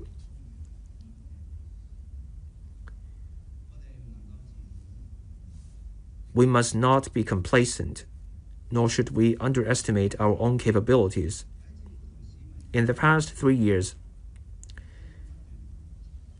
Hong Kong has climbed higher thanks to the teamwork of the government and the community. We have risen one spot to become the world's third largest international financial center, and our overall competitiveness has jumped 4 places to also rank third globally. In talent competitiveness, we have left 12 spots, now sitting at 4th in the world. The number of registered local companies has hit a record high, as has the number of non-local companies setting up operations in Hong Kong. The median household income has grown by 11% as well, an increase of $3,000. These numbers and ranks tell a story. They point to international confidence and also our city's vibrancy and stability. The world is changing. Hong Kong faces challenges and is also presented with opportunities in this changing world. Our country is the world's second largest economy, is our staunchest supporter and the source of our biggest opportunities. Combined with Hong Kong's international prospect, our opportunities far outweigh the challenges. By working together, innovating, embracing reform, we will turn our beloved Hong Kong into an even better home for everyone. The Pearl of the Orient will keep shining brighter than ever before. Thank you, President.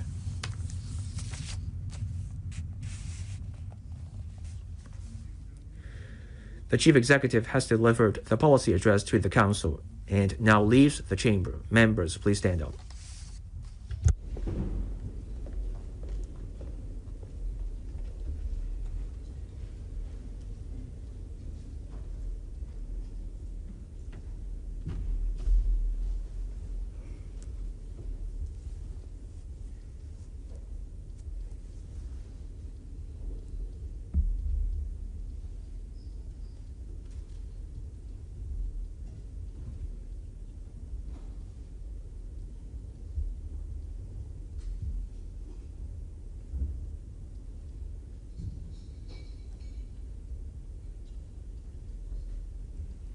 I now adjourn the Council, which will resume for the Chief Executive's question and answer session on the policy address tomorrow at 10:30 a.m.